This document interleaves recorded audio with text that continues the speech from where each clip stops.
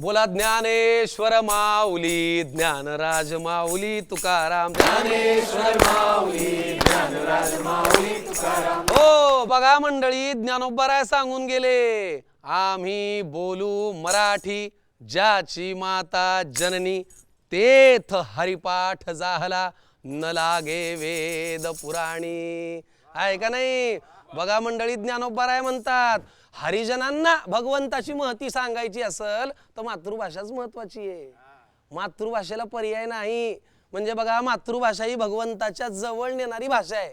मग अशा अवस्थेमध्ये जर आपण मातृभाषेला मागे सोडत असू, मराठी शाळा बंद पाडत असू, त्या चालवत नसू, तर मग हे सगळं सांगणारी आमची आणि ऐकणाऱ्यांनो तुमची शेवटची पिढी आहे।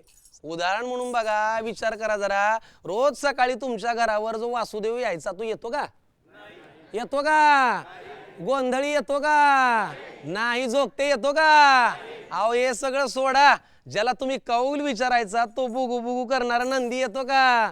नाही। दुर्दैव आहे मंडळी, विचार करायला लावणारी गोष्ट आहे ना? अहो याच्याही पलीकडे जाऊन सावळ्या विठ्ठलाच्या ओढीनं निघणारी वारी तरी निघल का?